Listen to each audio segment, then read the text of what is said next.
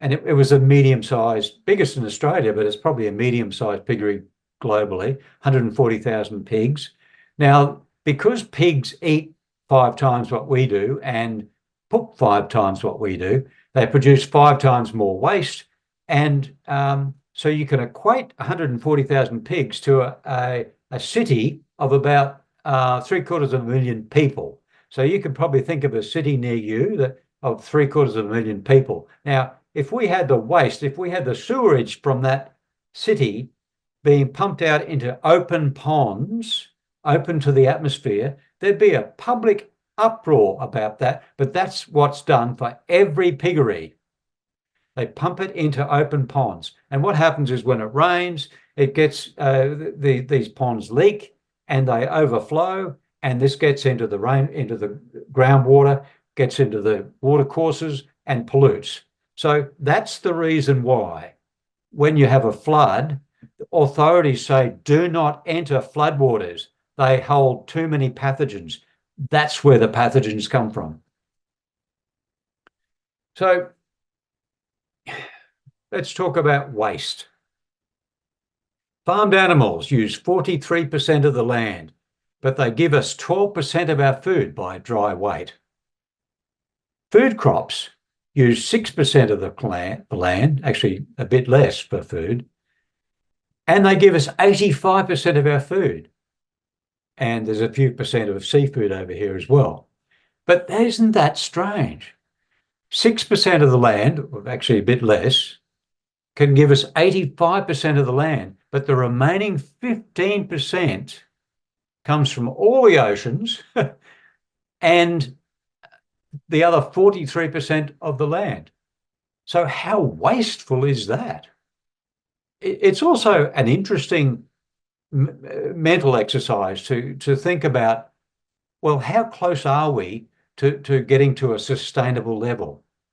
If we're talking that sustainable level is a 90% reduction in meat, that means that 85% of our food right now is plant-based, 85%. So all we need to do is take something like 12 or 13% of the of the 100%, but another 12 or 13% of food and just a few percent of animal products. And we're there. We've got sustainability. So we're very close. We're 85% already. Okay, now I want to talk about a new paper which is in peer review at the moment. So this is not, it's not, if you like, scrutinized. It's not fact checked, if you like. This is a paper we're working on, and it's talking about the how we measure the emissions from animal agriculture. So this is not beyond dispute, and people may argue this. Everything that I've said up until now is peer reviewed. This is new stuff. So we proposed a new accounting system, and I won't get into it altogether, but this is the big part of it. The big part of carbon accounting, emissions accounting right now is this. When we burn fossil fuels, we produce carbon dioxide, and under IPCC guidelines, under their standards, we count 100% of that emission. So all of the fossil fuel emissions, carbon dioxide emissions, are counted. When we destroy a forest for agriculture or whatever, we report only 28% or less than a third of those emissions. And the reason for that is that, and this is the argument, they argue that, okay, but of the emissions that if we burn rainforest here, there are other trees over here that are growing, that are soaking up some of that carbon dioxide. Therefore, what's left in the atmosphere is the thing that will affect the climate. Therefore, we should only count what affects the climate, right? Okay, that's reasonable logic to most people. But the trouble is it's inconsistent. The thing with emissions from carbon dioxide emissions from fossil fuels is this. They also, most of the carbon dioxide is drawn down by growing vegetation, most of it, more than half. So nature treats emissions exactly the same way. The growing trees don't discriminate between fossil fuels or deforestation, carbon dioxide. They soak it all down. But we account for it quite differently. So this is the argument we're saying that this is an inconsistency, and what happens if we make this consistent? It's staggering the difference it makes. Sorry for the graphs. I hate to bore you with these sort of things, but on the left-hand side, this is the IPCC accounting standards. Now, if you look at the wedge of orange, that wedge is the amount of fossil fuels that we have released. And this is since 1750. So most of them have come from the 1800s. And this is, in orange is the amount that we've released. Now, most of that has been absorbed by vegetation. That's what I said. But this is how we've counted in green. This is how we count the emissions from deforestation and other land emissions, such as burning peat. If we drain peat and burn it, or even without burning it, it releases carbon dioxide. And we do that to create grazing lands. So all the human activities that release land carbon dioxide, including deforestation and peat. This green part here is what they are now currently calculating for that. Okay, but if you look on the right-hand side, if you account for these consistently, you count 100% of the fossil fuel emissions, carbon dioxide emissions, and 100% of the deforestation emissions, this is what you get. The orange stays exactly the same, but the green increases dramatically. In fact, you find this is a cumulative chart, right? So you find that at the present day, deforestation since 1750 has released more than double carbon dioxide of fossil fuels. So let me say that again. If you talk to anyone in the street and you say, what's causing global warming? They'll say carbon dioxide and fossil fuels. What we're proving here is that deforestation and other land emissions have caused more than twice the amount of carbon dioxide than fossil fuels.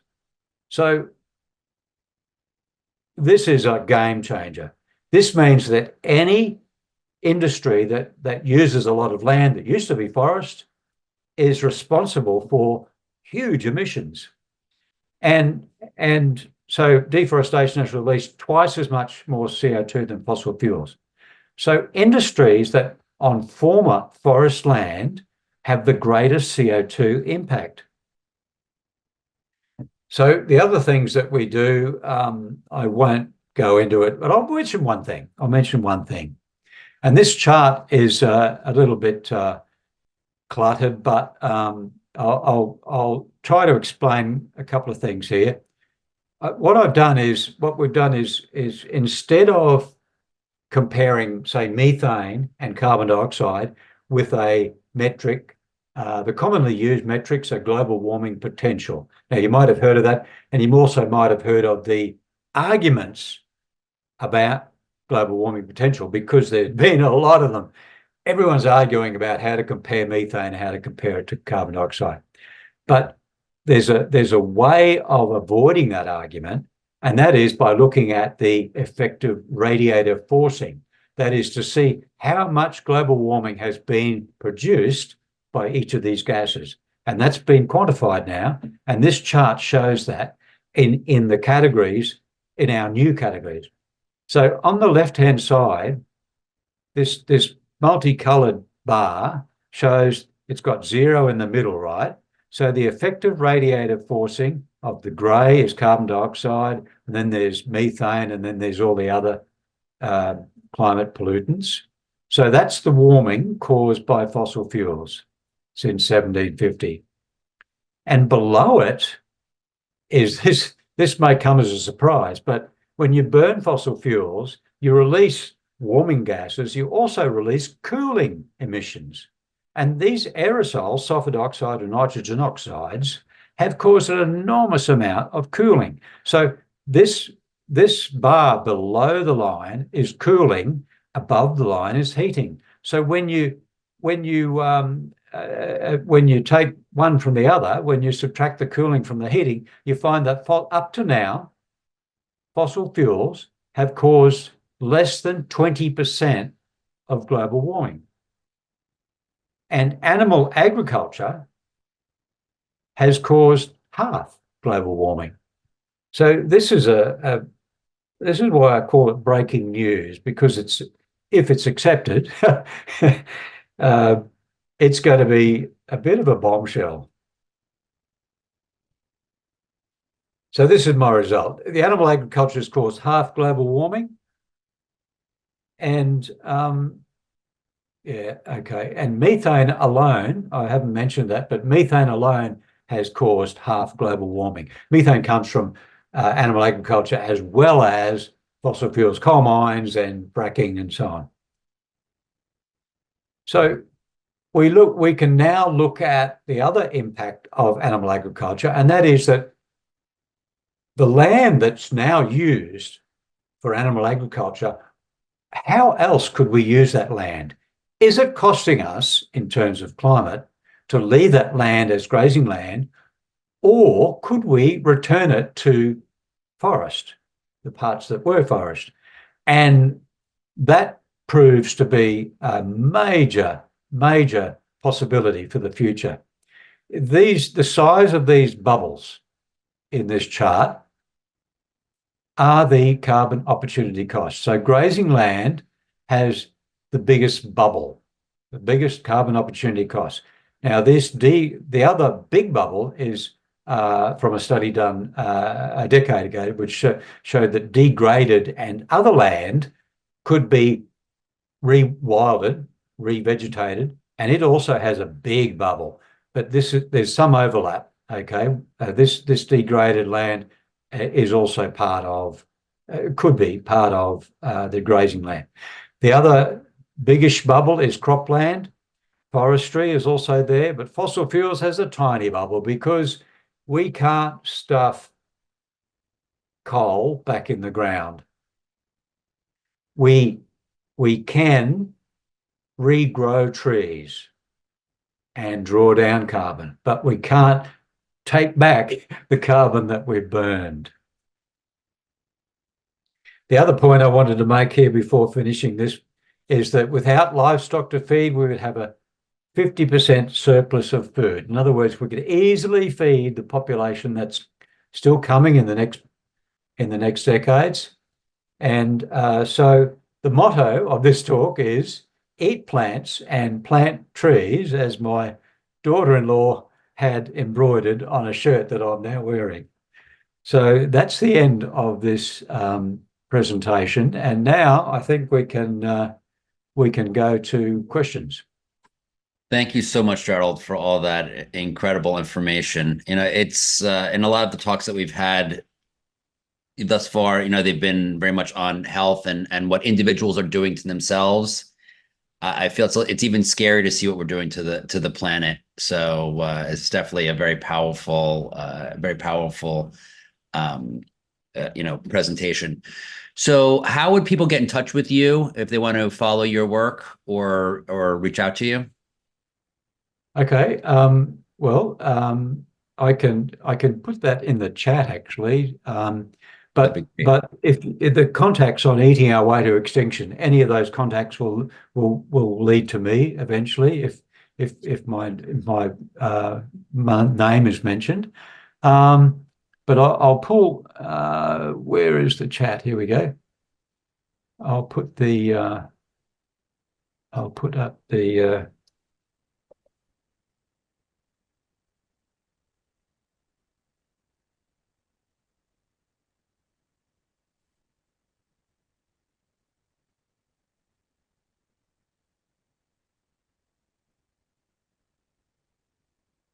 So that's my email there. So yes, and any of the contacts on eating away to extinction.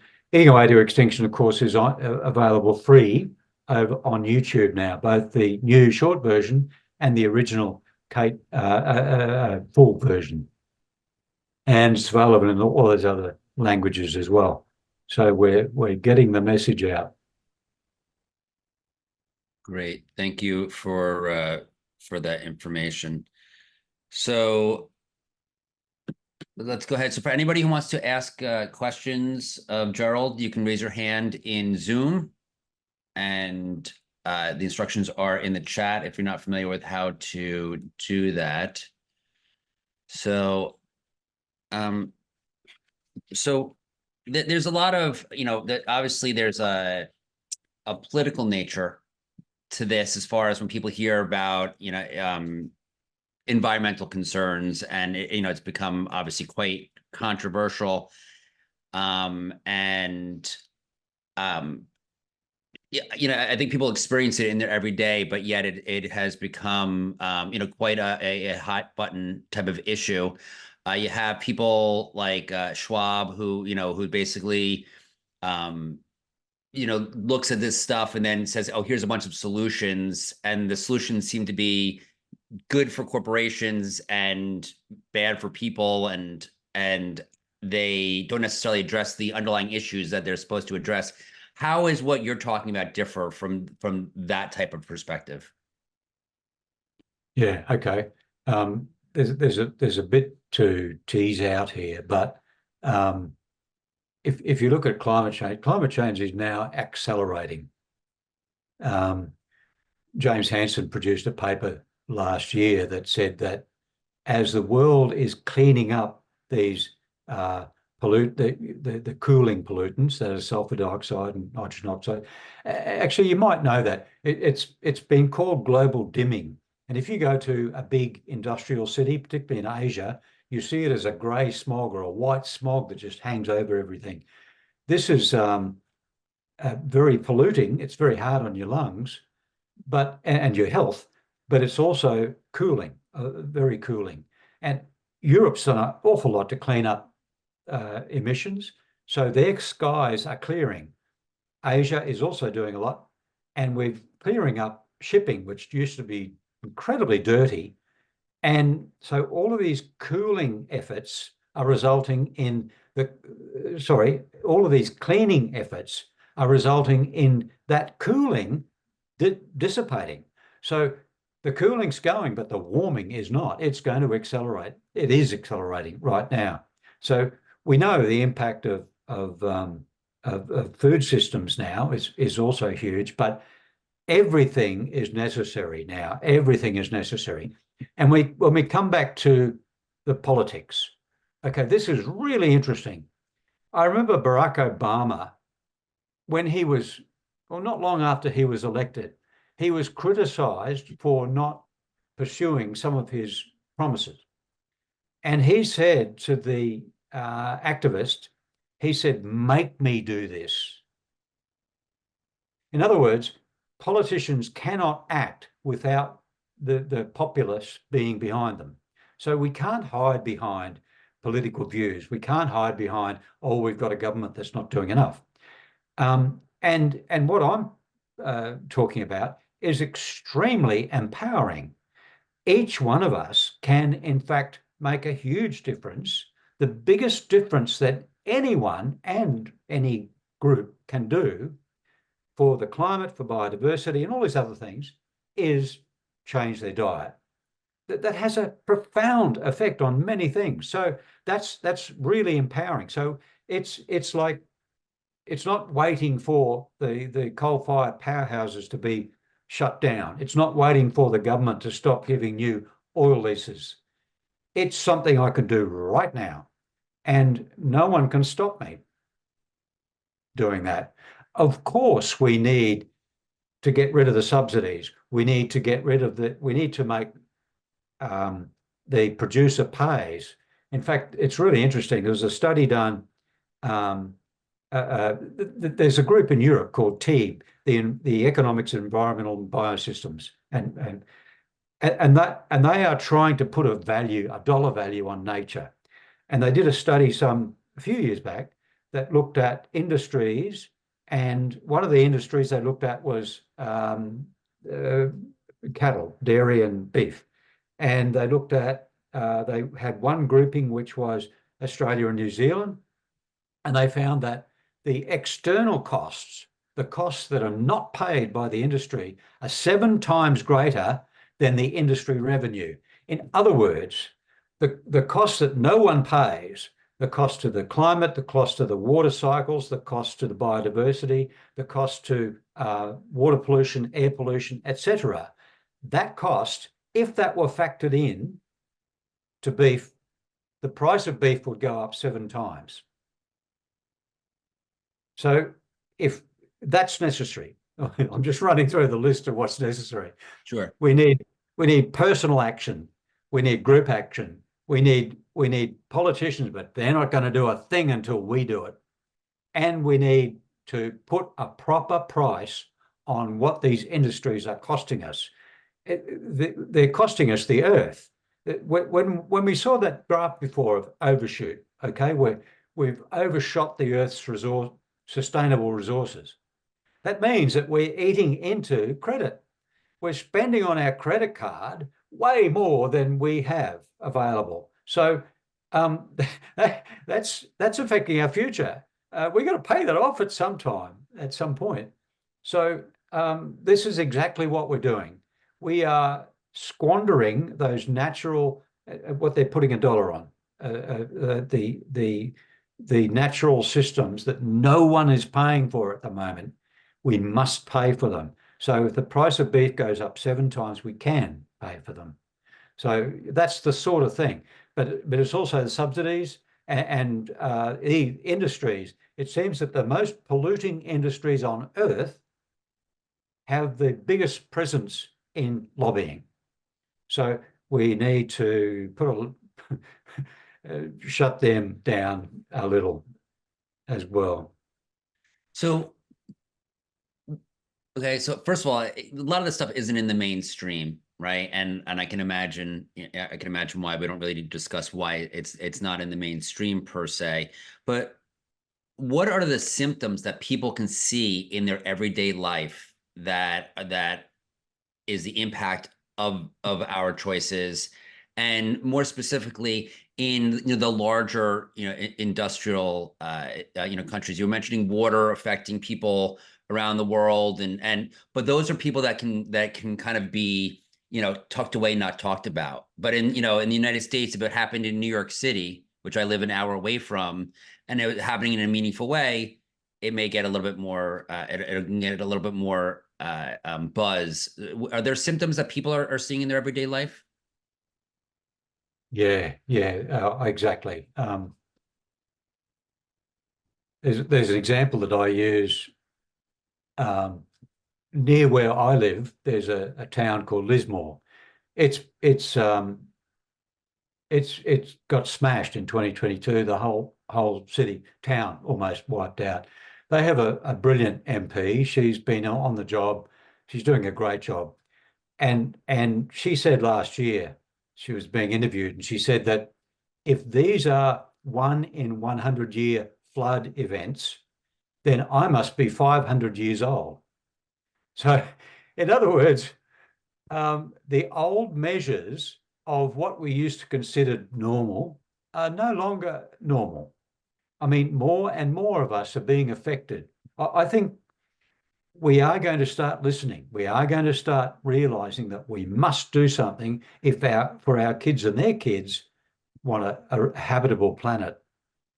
But more of us are being affected. There's still people homeless living in their cars near me because they lost their homes through floods or fires. So it's affecting, as I said, 20 million refugees per year. That's going to affect more. It's going to affect global security. It's going to affect all of us. I mean, we might waltz into a supermarket and we pretty much buy anything we please.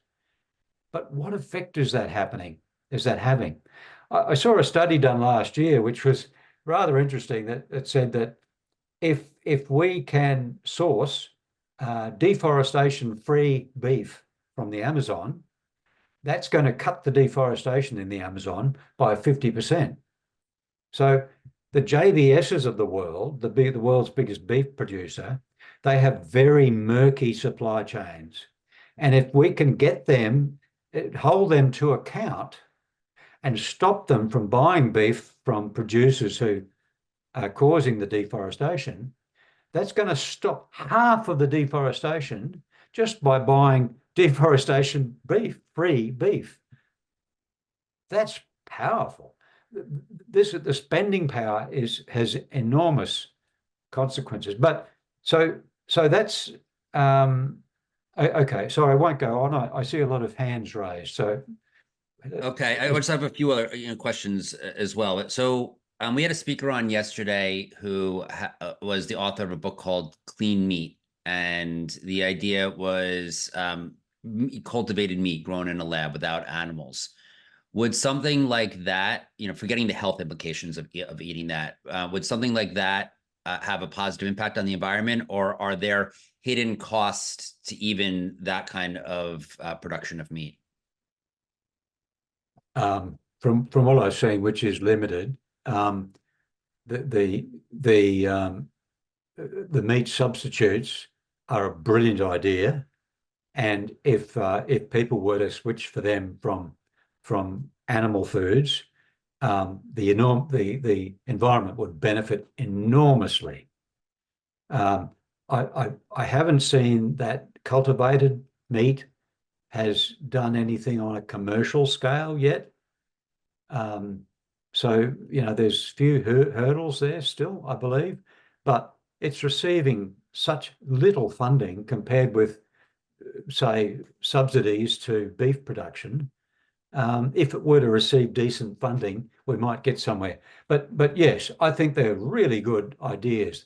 But also, I think that the Indigenous people of the world have a lot to teach us, and by that I mean the protein foods that are commonly eaten by Indigenous people are almost disregarded. I mean, all of the pulses, all of the